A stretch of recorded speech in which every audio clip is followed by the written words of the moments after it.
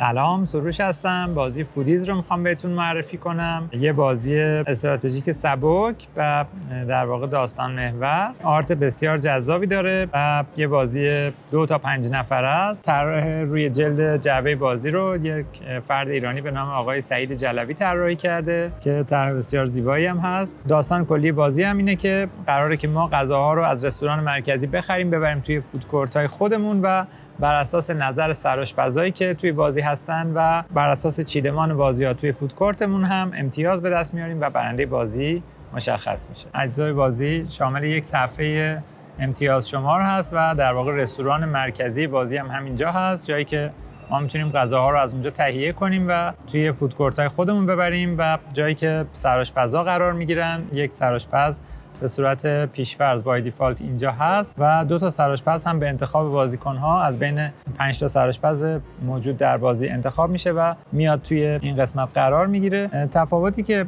وجود داره بین صفحه 2 و 3 نفره و صفحه 4 و 5 نفره امتیاز نهایی هست، یعنی پشت همین صفحه به جای 20 عدد 30 تعیین کننده برنده بازی هست. توی این بازی 10 تا ملیت مختلف وجود داره که توی هر بازی باید 5 تا از بین این 10 تا انتخاب بشه. کشورهایی که غذاهاشون توی بازی وجود داره به طور کلی کشور آلمان، مکزیک، روسیه، تایلند، آمریکا، فرانسه، ژاپن، چین، برزیل و ایتالیا.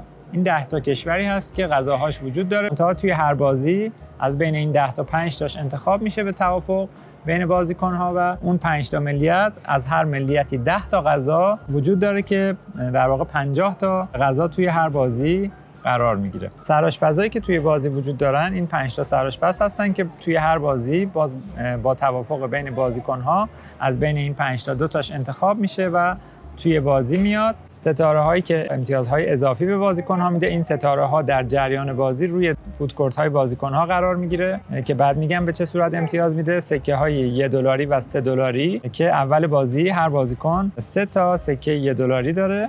کارد و چنگال ها که بر اساس تعداد بازیکن تعدادش متفاوت هست. برای بازی 2 و 3 نفره ابتدای بازی هر بازیکن 2 تا کارد و چنگال داره. توی تعداد بازیکن بالاتر ابتدای بازی کارد و چنگال بیشتری به بازیکن‌ها داده میشه. یک کلاه سرآشپز که برای شروع کننده بازی هست. یک تاس 10 وچی که از شماره 0 تا 9 داره. سکه هایی که ستاره های رنگ بازیکن ها رو نشون میده. هر بازیکن یک رنگ رو انتخاب میکنه و 3 تا ستاره رنگ خودش رو برمیداره. یک داشبورد که تمام داشبورد ها از شماره 1 تا 9 داره و روی بعضیاش علامت دلار داره. توی هر داشبوردی هم 2 تا از این مربع‌ها هست که علامت دلار نداره، ولی توی داشبوردهای مختلف جای این مربع‌های خالی با هم متفاوت هست. کارت‌های غذاها که همونطوری که گفتم وقتی که 5 ملیت بازی مشخص شد از هر ملیت 10 تا غذا توی بازی قرار میگیره. این کارت ها رو به تفکیک ملیت و کشورش براتون توضیح میدم که هر کدوم به چه صورت امتیاز میده به بازیکن ها و اینها. هر کدومش همونطور که میبینید یک جای خالی داره که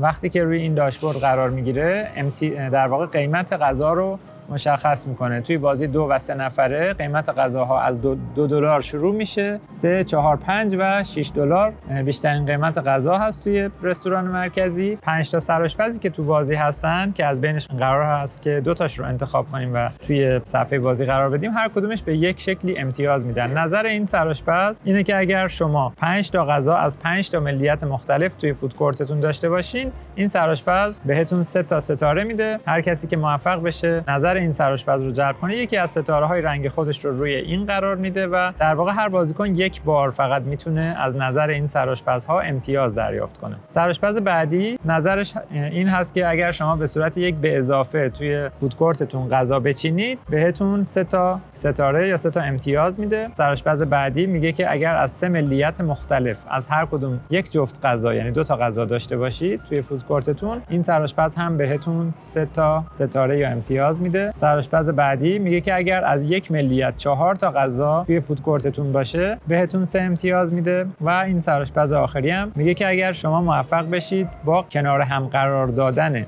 غذاهای مختلف توی فودکورتتون 6 تا ستاره ناقص رو کامل کنید، 3 ستاره یا 3 امتیاز دیگه هم این بهتون میده. یک سرآشپز ثابت هم توی صفحه بازی وجود داره که این همیشه بر اساس پول میگه که هر زمانی که نوبتتون هست اگر $4 به من بدید من یک امتیاز بهتون میدم. این سرآشپز پولکی بازیه. ولی هر راند یک بار بیشتر از قابلیت این سرآشپز از نظرش نمیشه استفاده کرد. یعنی هر بار که نوبت بازیکن میشه تاس میریزه میتونه $4 بده و یک امتیاز از این سرآشپز به دست بیاره. ابتدای بازی هر بازیکن 3 تا $1 داره که باید 2 تا از این $1 ها رو توی مربع‌هایی قرار بده که هیچ علامت دلاری نداره. تمام بازیکن‌ها $2 رو توی مربع‌های خالیشون قرار میدن. کسی که آخرین بار به یه رستوران بین‌المللی رفته باشه شروع کننده بازی هست. اگر همچین فردی بین بازیکن‌ها نباشه به توافق یه نفر رو انتخاب میکنن. کسی که شروع کننده بازی هست این توکن کلاه سرآشپز رو میگیره و بازی رو شروع میکنه. حالا بریم که روند بازی رو براتون توضیح بدم. هر بازیکن توی نوبتش این تاس 10 وجهی رو میندازه ابتدا عدد 5. با مثال براتون بگم همه بازیکن‌ها وقتی که حالا یه بازیکن تاس میریزه همه بازیکن‌ها کار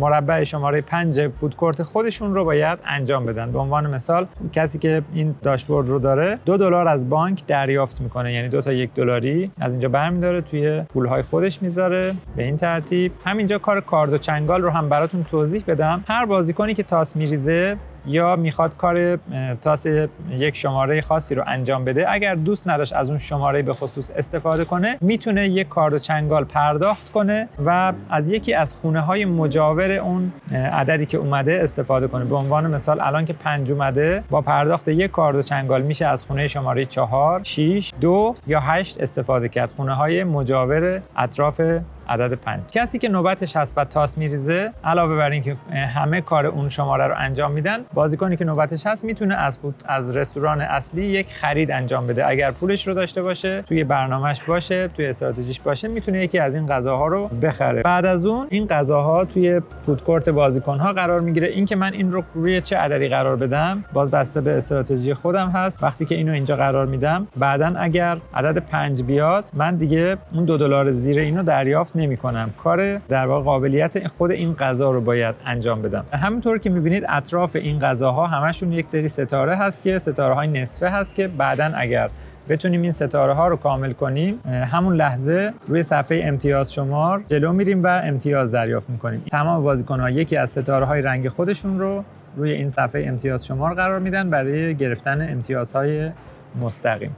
پس کسی که بتونه ستاره روی داشبوردش رو کامل کنه بلافاصله اینجا امتیاز دریافت میکنه. هر غذایی که از رستوران اصلی خرید میشه و جاش خالی میشه بلافاصله این غذاها شیفت پیدا میکنن. در واقع غذاهای قبلی دارن ارزون میشن، هر کدوم یک واحد ارزون میشن و یک غذای جدید وارد این رستوران اصلی میشه. یه نکته‌ای که در مورد این تاس بگم، این تاس 10 وجهیه و یه عدد 0 هم داره. اگر عدد 0 توسط هر بازیکنی بیاد به انتخاب خودش یکی از اعداد 1 تا 9 رو انتخاب میکنه که در این صورت همه بازیکن‌ها مجبورن عدد انتخابی اون بازیکن رو روی داشبوردشون اعمال کنن. هر کدوم از این ملیت‌ها به یه شکلی امتیاز میدن. بریم که همه ملیت‌ها رو براتون بگم. غذاهای تایلندی همشون یک امتیاز میدن، علامت ستاره‌ای که روش هست به این معنیه که اگر بازیکن عدد 3 رو بیاره $1 دریافت میکنه. به علاوه این وقتی که علامت این خط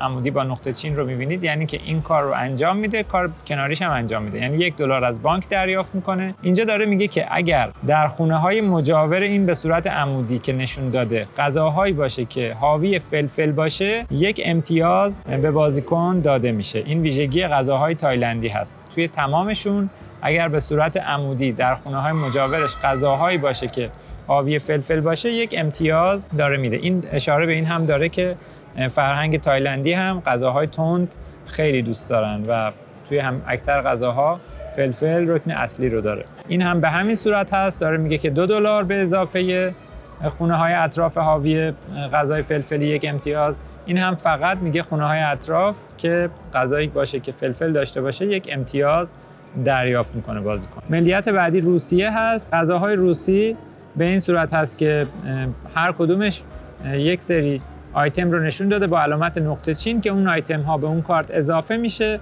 و به صورت یک بار مصرف بعداً برداشته میشه. یعنی زمانی که این غذا توی فودکورت بازیکن قرار میگیره از این ستاره هایی که اینجا هست به این شکل 3 تا ستاره روی این کارت قرار داده میشه. اولین بار بعدی که عدد 6 بیاد توسط خود بازیکن یا بقیه بازیکن‌ها، این 3 تا ستاره رو از روش برداشته میشه و بازیکن روی جدول امتیازگیری 3 امتیاز جلو میره. این هم به همین صورت 4 تا $1 یک بار مصرف و یه دونه ستاره روش قرار میگیره. این یکی 2 تا دلار و 2 تا امتیاز روش قرار میگیره که بعداً به دست میاد. ملیت بعدی فرانسوی هست. غذاهای فرانسوی هم به این صورت هستن که اگر بازیکن این غذا رو توی فودکورتش داشته باشه و بعد از این عددش بیاد، یعنی الان عدد 9 بیاد، $1 دریافت میکنه از بانک و اگر بازیکنی باشه که بیشترین غذای فرانسوی رو بین همه بازیکن‌ها توی فودکورتش داشته باشه، یک امتیاز هم به صورت مستقیم روی جدول امتیاز شماری بالا میره. این هم به همون صورت اگه کسی باشه که بیشترین غذای فرانسوی رو داشته باشه یک امتیاز، این $2 به اضافه همین ویژگی. غذای مکزیکی که این هم نشون میده که فرهنگ مکزیکی هم غذاهای تند رو خیلی دوست دارن. همشون به این صورتن که میگه که به ازای هر غذای حاوی فلفل که توی فودکورتتون باشه $1 دریافت میکنین. در کنارش بعضیاشون $1 و بعضیاشون هم امتیاز مستقیم هم به بازیکن میدن. غذاهای آلمانی به این صورته که به محض اینکه هر غذای آلمانی رو بخرید یک کارت چنگال اضافی هم دریافت میکنید. حالا بعضیاش $1، $2 و بعضیاش هم یک امتیاز مستقیم به بازیکن میده. غذاهای برزیلی باز به این صورت هست که خیلی امتیازهای زیادی دارن. مثلا این غذا میگه که اگر شما توی فودکورتتون داشتین و عدد 6 اومد، $1 دریافت کنین، یک امتیاز مستقیم دریافت کنین و اگر از 3 تا ملیت مختلف هم غذا توی فودکورتتون بود، یک امتیاز دیگه هم دریافت کنید. این هم به همین صورت $1 داره میده و امتیاز، $1 و امتیاز. غذاهای برزیلی به این صورته که میگه اگر از 3 تا ملیت مختلف غذا توی فودکورتتون باشه، همشون بهتون یک امتیاز میدن. غذاهای ایتالیایی که اکثرا حالا پیتزا و پاستا و اسپاگتی هستن، به این صورته که $1 مستقیم یا امتیاز مستقیم میدن و میگه که یک ستاره روی خونه‌های عمود بر این قرار بدید. حالا مهم نیست چه غذایی از چه ملیتی باشه. به این صورت مثلا اگر این غذا اگر عدد 3 اومد، بازیکن 2 تا ستاره روی این خونه ها باید قرار بده که این ستاره ها هم یک بار مصرف هستن و بعداً در صورت اومدن عددشون با تاس به دست میان. بریم ملیت بعدی. آمریکایی ها به این صورت هستن که اگر بازیکن عدد اون غذا رو بیاره، یعنی عدد اون غذا بیاد و این غذا توی فودکورت هر بازیکنی باشه، اگر بازیکن بیشترین تعداد غذای آمریکایی رو داشته باشه، $3 دریافت میکنه و در کنارش بعضیاشون $1 و امتیاز اضافی هم دارن. ملیت بعدی چین. غذاهای چینی $1 و امتیاز میدن. علاوه بر اون میگه که اگر عدد این غذا اومد، عدد 6 اومد، شما میتونین به انتخاب خودتون روی یک ردیف عمودی حاوی این غذا یا یک ردیف افقی حاوی این غذا، روی هر کدومش یه دونه $1 قرار بدید. به این صورت $های یک بار مصرف رو میتونید روی ردیف عمودی یا روی یک ردیف افقی قرار بدید که اینها رو بعداً در صورت اومدن عددش